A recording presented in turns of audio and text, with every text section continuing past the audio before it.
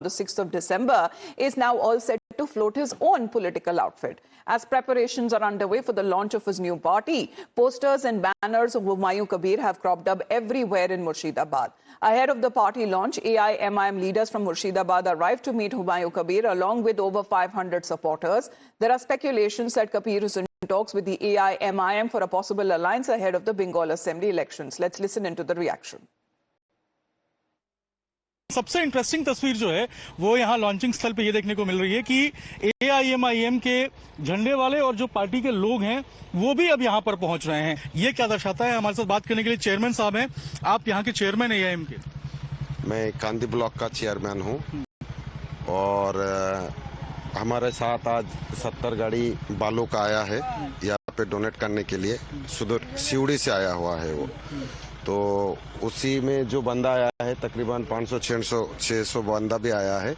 वो लोग हुमायूं भाई से हाथ मिलाएंगे और सम्मान देंगे उनको।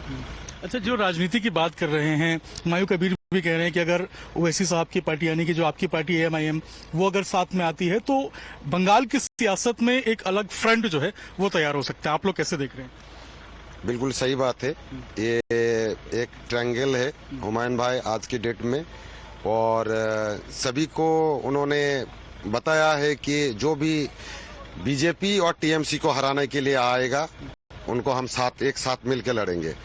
तो एमआईएम का साथ उन्होंने खुद न्योता दिया है और उसके लिए आगे बातचीत चल रहा है। जहां तक उम्मीद है कि 26 के इलेक्शन साथ लड़ेंगे। Meanwhile, amid the political controversy over Humayun Kabir's plan to build a Babri-like masjid in Murshidabad, TMC MLA Zakir Hussain has attempted a balancing act. He has announced that he will build both a temple and a masjid after elections are over. He stated that he will seek permission to arrange funds for the construction of a Lord Krishna temple and a masjid. দেখুন, আপনারা নিচে আপনারা media ভাই শুনলেন, যে ভোটের সময় নাই, ভোটের পরে হবে, ভোটের পরে হবে। ভোট নিয়ে আমি রাজনীতি ধর্ম নিয়ে করতে চাই না, কিন্তু অনেকেই চাই যে একটা ভালো মসজিদ হোক, একটা ভালো মন্দির হোক। তো আমরা চাইছি যে ভোটের পরে হবে, আগে ট্রাস্টি তৈরি হয়ে যাবে ভোটের আগে, ভোটের পরে আমরা সরকারের আইন মেনে যেমন পঞ্চায়েতের পারমিশন, যেমন পঞ্চায়েত সমিতির পারমিশন, কনভেনশন এবং জেলা পরিষদের পারমিশন নিয়ে আমরা কাজটা নামবো। কেন আমরা আইনের বাইরে নয়, আইনের ভিতরে থেকে কাজ করবো। আমরা রাজ্য সরকারকে আবেদন করব একটা অকাপ্য জমি দেওয়া হোক এবং একটা যেন আমাদেরকে খাস জমি দেওয়া হোক শ্রীকৃষ্ণের নামে এবং অকাপের নামে জন্য মোহাম্মদী মসজিদ হবে তার জন্য দেওয়া হবে। আমরা দুই ক্ষমের জন্য লোক, আমরা মানবিকের জন্য করতে চাইছি এবং আমরা তার আগে ট্রাস্টিকে তৈরি করব, কিন্তু হবে আপনার ভোটের পর। কেন আগে করবো না? কেন তাতে ভাববে যে আমি ভোট করছি, আমি সেটা করবো না। আমি ধর্ম দিয়ে কোনো ভোট চাই না, আমি মানুষের ধর্ম করবে তার আমি বিরোধিতা করতে চাই না। কেন ধর্ম মানুষের একটা আবেগ, তারা ধর্ম করবে, আমি সর্বধর্মে বিশ্বাস করি এবং আমি নিজের তহবিল জমি বিক্রি করে 50 লাখ শ্রীকৃষ্ণ মন্দিরে দেবো, 50 লাখ মোহাম্মদী মসজিদে। Well, politics that is now erupted over the TMC MLA's promise to build religious places of worship both for the Hindus and for the Muslims, while the Congress has said that it is no problem there with the construction of a temple or a masjid, so long as the government money is not being used in it. The BJP asked why remembers, as far as when it comes to the TMC is concerned, a mandir and masjid just ahead of the elections. हर जने जितना मंदिर बनाना चाहते हैं बनाओ, जितना मस्जिद बनाना चाहते हैं बनाओ, इसमें हर्जा क्या है?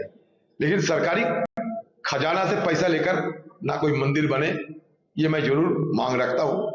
जो हमारा देश सूबे की सरकार जो कर रही है कि कहीं भगवान मतलब पुरी से जगन्नाथ देव की मूर्ति के अनुकरण करते हुए और एक धाम बना रहे हैं बंगाल में, और वो भी सरकारी खजाना के। लेकिन इसके साथ साथ ये भी देखना पड़ेगा, मंदिर मस्जिद के साथ साथ हमारे हॉस्पिटल चाहिए, हमारे स्कूल चाहिए, कॉलेज चाहिए, यूनिवर्सिटी चाहिए, रोटी चाहिए, रोजी चाहिए, रोजगार चाहिए, इसका भी ध्यान रखना पड़ेगा। देखिए, टीएमसी का एक नेता कहता है कि वो बाबरी मस्जिद बनाएगा, उसको निकाल दिया टीएमसी ने। अब एक नया नेता बोलता है कि वो श्री कृष्ण का मंदिर बनाएगा। अब 2 दिन बाद नया नेता आएगा, वो कहेगा मैं वहां पे चर्च बनाऊंगा। अरे चुनाव से 2 महीने पहले ही सब ये मंदिर, मस्जिद, चर्च बनाने याद आए। ये सब काम टीएमसी इसलिए कर रही है कि वो धार्मिक भावनाओं को उकसाकर अपना उल्लू सीधा करना चाहती है। लोग सब समझते हैं। 4 साल 9 महीने तक आराम करो, बच्चियों के साथ दुष्कर्म हो तो उनको, उन बच्चियों के परिवारों के साथ नहीं, दुष्कर्म करने वालों के साथ टीएमसी खड़ी हो जाती है। और चुनाव से 3-4 महीने पूर्व कोई बोलता है मस्जिद बनाऊंगा, कोई बोलता है मंदिर बनाऊंगा। पहले 4 साल 9 महीने क्या कर रहे थे भैया? और धार्मिक भावनाओं को आहत मत कीजिए, धार्मिक सौहार्द को मत बिगाड़िए। ये देश, ये प्रदेश, पश्चिम बंगाल से लेकर पूरा देश सभी धर्मों को साथ में लेकर चलता है। बाबरी मस्जिद ही नाम क्यों रखना है भाई? जब सुप्रीम कोर्ट ने निर्णय ले लिया तो उस आप जो मस्जिद बना रहे हो उसका नाम बाबरी मस्जिद ही क्यों रखना है? सिर्फ धार्मिक भावनाओं को आहत करने के लिए। पर अब बंगाल के लोग इस अपीजमेंट पॉलिटिक्स से बहुत आगे बढ़ चुके हैं। टीएमसी का अंत सामने निश्चित है।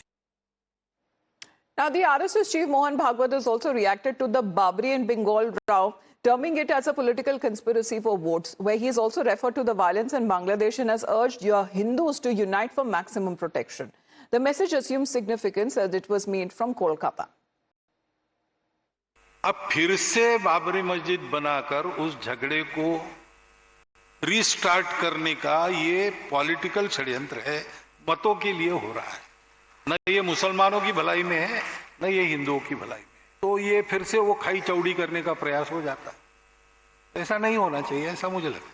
वहां माइनॉरिटी है एकदम, वहां जरा कठिन है, फिर भी जो मैक्सिमम बचाव हो सकता है उसके लिए वहां के हिंदू को इकट्ठा रहना पड़ेगा और दुनिया भर के हिंदुओं को अपनी मर्यादा में रहकर उनकी कितनी मदद कर सकते हैं, जो और जितनी कर सकते हैं उतनी सब करनी पड़ेगी।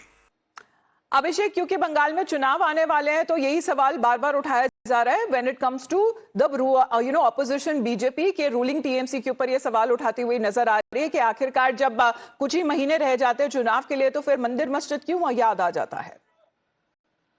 देखिए, बिल्कुल पश्चिम बंगाल चुनाव में बस कुछ ही महीने बचे हैं और उसको लेकर अब जो बयानबाजी है वो निकल के सामने आ रही है। अलग फ्रंट तैयार करने की बात जो है वो हुमायूं कबीर कह रहे हैं एआईएम के साथ मिलके।